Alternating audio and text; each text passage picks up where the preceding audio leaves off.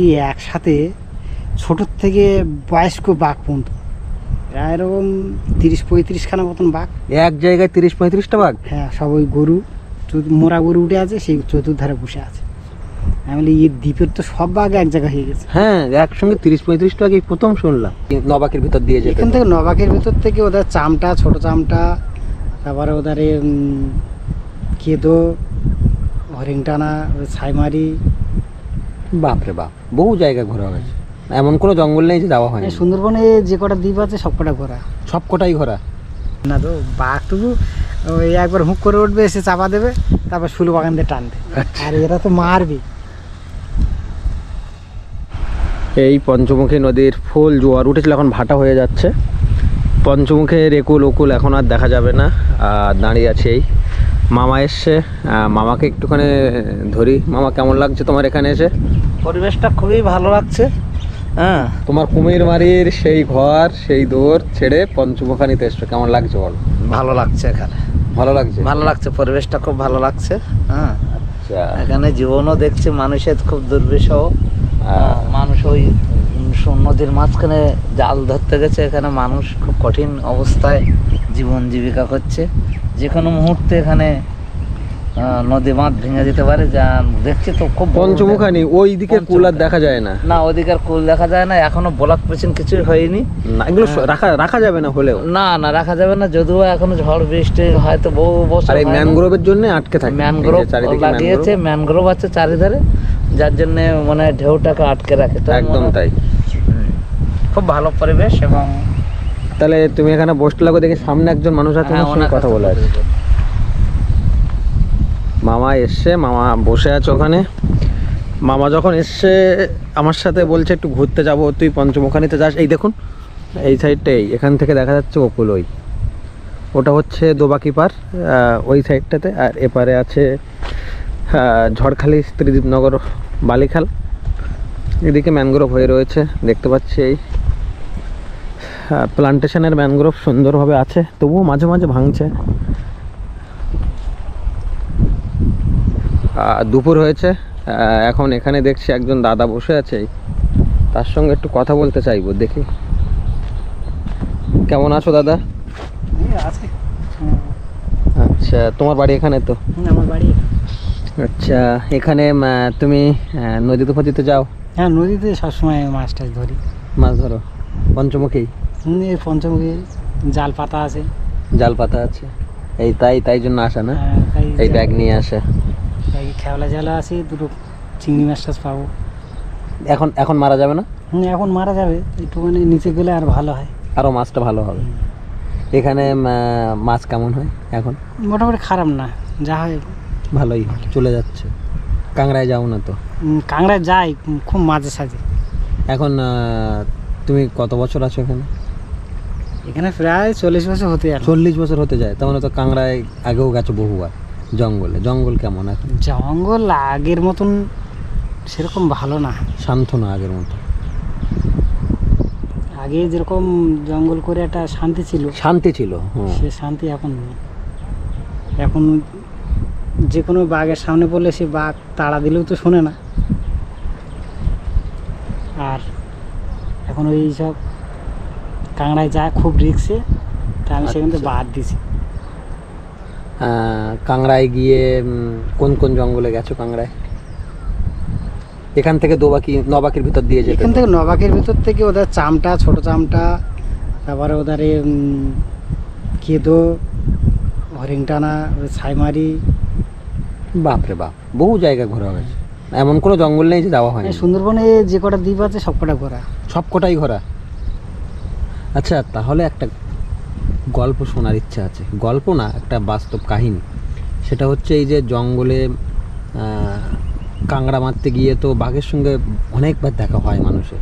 বাঘের সঙ্গে দেখা হয়, তাও দূরাত্ম। সেক্ষেত্রে বাঘ দেখা হয়েছে অনেকবার। প্রথম দেখার অভিজ্ঞতা মনে পড়ে এখন? প্রথম একবার দেখেছিলাম, হ্যাঁ, তখন আমরা চরবাটা চালাতাম। আচ্ছা। ওপারে ওই বেড় জাল ঘিরে ওই যে মাছ ধরতে। আচ্ছা, এইটাই বর্ষাইতে জাল আছে। আচ্ছা। তারপর বালি আইল্যান্ড থেকে 6টা গরু নিয়ে আসছিল তারা ঝড়খালি পারে। এখানে যেহেতু চাষবাসের সঙ্গে পশুপালন করা হয় সে কারণেই তারা আনছিল। পথেই বোট বিপত্তি ঘটে, তারপরে ঘটনাটি শুরু। ওদের বোট ডুবে গেছিল, আমাদের ওই জাল মারা ছিল, আচ্ছা তা জালটা জেগে গেছিল 2 হাত মতো। আচ্ছা তা আমরা দেখছি যে রাত্রে এত দিকে বোট আসছে, কোথায় জালে টালে তুলে দেবে কিনা, আচ্ছা লাইটে সিগন্যাল দিলাম আমরা। লাইটে সিগন্যাল দিতে ওরা জাল দেখতে পেয়ে রানিং একটা বোট ঘুরে চলে গেছে, আচ্ছা আর একটা বোট ঘুরাতে যে মানে পাল্টি খেয়ে গেছে, আচ্ছা সেই বোটটা ডুবে গেছিল। গরু 6 পিস গরু ছিল ওতে। লাস্টে দেখলাম যে গরু যখন মুড়ে ফুলে উঠেছে, বোট শুধু ভেসে উঠে গেছে ডাঙায়। 6 পিস গরু ছিল। গরুগুলো যখন খুলে দিয়ে বোটটা নিয়ে চলে আসলো, সেই গরু মরা গরু ভেসে ওই জঙ্গলে কানা ছিল। 5-7 দিন পরে যখন গরুটা পচে গেল, আচ্ছা আমরা তো সবসময় এই মাছ আনতে যেতে হয়, চরপাটার মাছ। একদিন দুপুরে আমরা ওই মাছ দিয়ে, সেদিন তুপুন উঠেছে, প্রচুর তুপুন। আচ্ছা আমি একা ছিলাম বোটে, আচ্ছা কুল মেরে যাচ্ছি। এখন হঠাৎ দেখি ওই গরু মরার কাছে বাঘের শব্দ পাওয়া যাচ্ছে। আমি তখন একটু দূরত্ব গিয়েছি, আচ্ছা কুল ছাড়া একটু দূরত্ব দিয়ে স্লো করে বোট চালিয়ে যাচ্ছি। দেখি একসাথে ছোটোর থেকে বয়স্ক বাঘ পর্যন্ত, প্রায় এরকম 30-35 খানা মতন বাঘ এক জায়গায় 30-35টা বাঘ। হ্যাঁ, সব ওই গরু মোরা গরু উঠে আছে, সেই চতুর্ধারে বসে আছে। আমি বলি এই দ্বীপের তো সব বাঘ এক জায়গায় হয়ে গেছে। হ্যাঁ, একসঙ্গে 30-35টা বাঘ এই প্রথম শুনলাম। তা সেই যা দেখলাম, ওই প্রথম অতগুলো বাঘ একসাথে। তারপরে দেখেছি 1-2 এর মধ্যে দেখেছি। তা ওইবারে আমি অতগুলো বাঘ একসাথে দেখলাম। ওই গরু মরা পড়ে আছে, ওই খাওয়ার জন্য কামড়াকামড়ি। এই প্রথম আমার অত বাঘ দেখা। বাপরে বাপ, বিভিন্ন সাইজের বাঘ, ছোটোর থেকে একদম বয়স্ক পর্যন্ত। এটা এই জাহাজ পুরানোর ওপার, মানে দোবাকি বলে, দোবাকির ওপার। আচ্ছা, তারপরে বাঘ তো অনেকবার দেখা হয়েছে। তারপর আর কাঁকড়া ধরতে গিয়ে ওই খাল দিয়ে যাচ্ছে এরকম তো বহুবার অনেক কবার দেখা হয়েছে। তা আমাদের মার আশীর্বাদে কোনো দুর্ঘটনা ঘটেনি, না ঘটাই কাম্য, যেন না খুব ঘটে। সাবধানে কাজ করতাম। দেখে শুনে আমি বাদ দিলাম যে কাঁকড়ায় প্রচুর রিস্ক। ছোট ছোট নদীতে খালে জল শুকিয়ে গেলে আরো ভয়ঙ্কর ধরতে হয়, এই জন্য বাদ দিই। আমি আগে আমার নিজের নৌকা ছিল, এখনো পর্যন্ত ওখানে আমার নৌকা ভেঙে পড়ে আছে ওইখানে না। হ্যাঁ, ওই আচ্ছা, নৌকার আচ্ছা। ওপারে একটা ভাঙা নৌকা পড়েছে, ওইটা আমার ছিল। এই আমফানে ক্ষতি হয়ে গেছে, অনেক টাকার জিনিস, প্রায় 2.5-3 লাখ টাকার সম্পদ। ইঞ্জিন ছিল না? ইঞ্জিন না, ওটা জালের নৌকা, দাঁড়িয়ে যেতে হতো। ও বাবা, তারপর অনেক টাকার জাল ছিল। হ্যাঁ, সব জাল, কলেস্টার, তক্তা, দড়ি সব ভেসে চলে গেছে।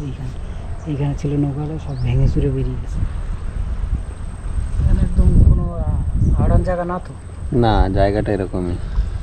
আচ্ছা, এটা তো গেল। আর একটা কথা শোনার আছে, এই যে বাঘ জঙ্গলে বারবার, এই যে বাঘের মুখোমুখি দেখা, বাঘের স্বভাব বৈশিষ্ট্য তো কিছু জানা হয়েছে। সব অবশ্যই না, ওদের হচ্ছে গিয়ে কাঁচা খাওয়ার জিনিস। ওরা যখন এখতিয়ারে মাঝখানে পাবে তখন ওরা ধরবেই। আর এখন বাঘ কিন্তু আমাদের কাছে আসে না, আমরা কিন্তু বাঘের কাছে যাই। এইটা হচ্ছে আসল কথা। হ্যাঁ, এইটা হচ্ছে গিয়ে যে বসবে সে কিন্তু ওরকম রিক্সের কাজে যাবে না, আর অত হেঁকাতে যদি করবে না। কেন ওরা কাঁচা খাওয়ার জন্য ওদের সামনে যেটা পড়বে সেটা খাবে। তা তাদেরকে যতক্ষণ না ঘা দেওয়া হয় ততক্ষণ কিন্তু ওরা আক্রমণ করে না। ওদের এরিয়াতে পা পড়লে তখন। হ্যাঁ, সেই জিনিসটা তো বোঝার ব্যাপার আছে না। ওরা তো ওই লোকালে আসে না, আমরা লোকালের থেকে ওদের এলাকায় যখন পাক দিই তখনই একটা আক্রমণ করে ওরা তাদের মানে তাগে থাকে যে কখন পাবো, কখন খাবো। এইটাই হচ্ছে কি মেন জিনিস, যে সাবধানে চলবে তার কোনো বিপদ হয় না। আচ্ছা, অনেকবার শুনি যে মন্ত্রতন্ত্র ওসব ভুল। এগুলো আসল কথা হচ্ছে সাবধানে থাকা, তাই তো? ওসব ভুল। ওই যারা মন্ত্রতন্ত্র করে আমি দেখেছি, তারাই আগে বিপদে পড়েছে। আমাদের এখানে একটা বয়স্ক লোক ছিল। আচ্ছা, আমরা শুনেছি যে ওই বাঘ সরিয়ে দিয়ে ও কাজ করে, কিন্তু একদম ভুল ধারণা। সেই বাঘের হাতেই মৃত্যু হলো, তারই বাঘের হাতে মৃত্যু হলো। অত হ্যাকাতি করে তাদের সঙ্গে তাদের এলাকায় কোনো কাজ করাটাই উচিত না। মন্ত্রতন্ত্র ওগুলো কি মানুষকে মন বোঝানোর জন্য, মনের সাহস। হ্যাঁ, যে আরও আমার সাথে 5-6 জন গেছে, আমি এই জানি ওই জানি, ওসব কিচ্ছু না, ওদেরকে মন বুঝিয়ে আমার সাথে করে কাজ করিয়ে নেওয়া। আচ্ছা, মন্ত্রতন্ত্র এসব আমি মনোবল। একদম ভুল ধারণা। যদি মন্ত্র থাকতো তাহলে ওর ক্ষতি হতো কেন? কেন ক্ষতি পারবো, কেন মারা যাবে সবার আগে? সব ভুল ধারণা। আচ্ছা, এই যে কাঁকড়া মারতে যায় অনেক সময় তো অনেক জলদস্যুরও কবলে পড়ে। হ্যাঁ, ওদের কাছে ও বাঘের থেকেও খারাপ জিনিস, ওরা আসলে আগে মারবে। এরকম কোনো অভিজ্ঞতা শোনা হয়েছে? শোনা হয়েছে বলে একবার পড়েছিলাম। সেরকম কিরকম সে অভিজ্ঞতা? ও আসার আগে আমরা সিলিন্ডার হয়ে গেছি, বাবা আমাদের মারধর করো না, বাবা বয়স্ক লোক, যা আবার তোমরা নিয়ে যাও, মারধর করো না। তা জিনিসে হাত দিইনি, ওই মাছ চিংড়ি কটা নিজে চলে গেছে। কিচ্ছু তো তখন কিছু হয়েছিল না, ও অল্প কিছু হয়েছিল। তা ওটা দেখে শুনে চলে গেছিলো, অল্প ওটা মাছ ছিল যা নিয়ে গেছে, তাছাড়া মারধর পেয়েনি। মানে মাল যা তা সব নিয়ে চলে গেল। খুব খাতারনাক। তো বাঘটুকু ওই একবার হুঁক করে উঠবে, এসে চাপা দেবে, তারপর শুলু বাগান দিয়ে টানবে। আর এরা তো মারবে। আচ্ছা, এরকম ঘটনা হয়েছে। আচ্ছা, অনেক সময় এরকমও শুনি যে সুন্দরবনের জঙ্গল মানে ভৌতিক ব্যাপার স্যাপারও থাকে অনেক। না, এটা বাস্তব। এটা কি সত্যি? এটা বাস্তব। কারণ আমরা একবার ওই মাছ ধরায়, বছর 3 আগের কথা, এটা বেলা 12টার দিকে মাছ ধরে ওই চান চান করে দুপুরের সময় ভাত খাওয়া হবে। আচ্ছা, সেই সময় হঠাৎ জঙ্গলের ভিতরে জলের উপরে বিরাট একটা শব্দ হলো। শব্দ হওয়ার পরে ওই 3 পেটার মতো শব্দ, জল ঘুরে গাছপালা দুমিয়ে নিয়ে চলে আসছে আমাদের নৌকার পাশাপাশি। কোন জঙ্গলে? এটাই এই সোজা ওই ওটা ঘুঘুমারি বলে যে জায়গাটা আছে, ওইখানে। আচ্ছা, ওইখানে পাশাপাশি এই নদীর ওপার। আচ্ছা। আমরা 4 জন ছিলাম। 4 জন থেকে কী শব্দ হয়, এই ভাতটা ঢাকা দেওয়া, এখন দেখিনি জিনিসগুলো কী ব্যাপার। যেরকম মানুষ জলে সাঁতার দেয়, আচ্ছা, ওরকম জল ধাবিয়ে জঙ্গলের ভিতর থেকে বেরিয়ে আসতেছে নৌকার কাছাকাছি। আর নৌকা ছাড়া ওরকম 80-90 হাত এরকম ফেরাফেরি হয়ে গেছে। আচ্ছা। কিন্তু মানুষ হলে দেখা যাবে, কিন্তু মানে কিছু দেখা যাচ্ছে না, কিন্তু জল ধাপানো, জল বাড়ি খেয়ে উঠে যাচ্ছে গাছের মোটটার দিকে। তারপর আমরা যে কদিন ছিলাম সব বয়স্ক, বলছে এ তো বিপদ ঘটায় নাকি। এবার মা মা করে ডাকা হচ্ছে, যার মা বোনগুলি স্মরণ করা যাচ্ছে। কিছুক্ষণ বাদে নিস্তব্ধ হয়ে গেল। নিস্তব্ধ হয়ে যাওয়ার পরে বলছে যাক, এবার শান্ত হয়ে গেছে, যখন এবার ভাত টাত খেয়ে। তারপর কিছুক্ষণ বাদে ওই সুরের যেরকম ওই ফোঁপানি টানে, হ্যাঁ, ফোঁস ফোঁস ফোঁস করে শব্দ হচ্ছে। তখন আমরা বলছি ভালো না, এখান থেকে নৌকা সরাব। নৌকা সরাব বলে ওখান থেকে আমরা বেশ 52-এর কাছাকাছি বেরিয়ে গেছি। খালের ভিতরে ছিল। আচ্ছা, 52-এর কাছাকাছি বেরিয়ে গেছি। আরও 2-3খানা নৌকা আসলো, এসে বলছে কী একটা শব্দ হলো, এই ব্যাপার। ওরা বলছে এখানেও আগে একবার হয়েছিল, ওটা হচ্ছে পুরোদের ব্যাপার। পুরোদের ব্যাপার বলতে কি, যারা ওই গুণবিদ্যার নিয়ে বেশি চালনা ফালনা করে, আচ্ছা, তাদের বাঘের হাতে মৃত্যু হলে তারাই হয় বাঘের রূপ ধরে ওই পুরো সাজে। আচ্ছা। তারাই ক্ষতি খারাপ করে, আসল বাঘে ক্ষতি খারাপ করে না। আসল বাঘে যেগুলো ধরে সেগুলো খুব ভুল ভবিষ্যৎ।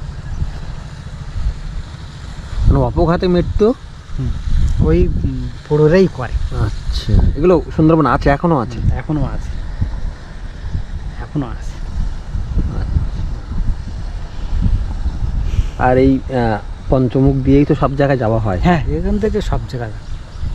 তো এই পঞ্চমুখের একটা জিনিস আমার কিন্তু খুব ভালো লেগেছে, সেটা হচ্ছে 12 মাস বসে থাকলেও এখানে যদি জাল দেওয়া হয় মাছ কিন্তু হয়, মানে খাওয়া এবং সামান্য বেচা দিন চলে যায়। দিন চলে। এখন তাহলে বাঘের উৎপাত খুব না? বাঘের উৎপাত মোটামুটি খারাপ না, কারণ বাঘ ছেড়েছে তো ফরেস্ট ডিপার্টমেন্টের থেকে। বাঘ ছাড়া হয়েছিল। সেখান থেকে একটু চাপ হয়ে গেছে, জঙ্গল এখন খুব পাশও খুব সীমিত।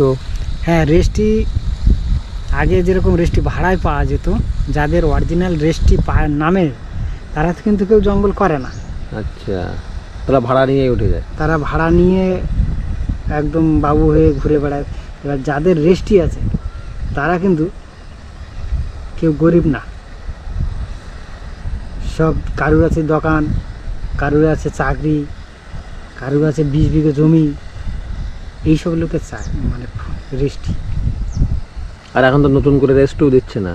আর নতুন করে রেস্টিও দিচ্ছে না। আমি রেস্টি ভাড়া করেছিলাম এই 4 বছর আগে। সে সময় আমি বিদ্যাবাসী বলেছিলাম যে স্যার, আমরা এত খাটাখাটনি করে গরিব মানুষ, এই এত টাকার ভাড়া নিয়ে যদি প্রতিবার যদি 1250 টাকা করে যদি ফাইন দিতে হয়, ভাড়া রেস্টি ভাড়া দিতে হবে, ফাইন দিতে হবে, কত দিয়ে পারা যায়? এর একটা বিরোধ ব্যবস্থা করা যায় না? আমাদের রেস্টি হয় না?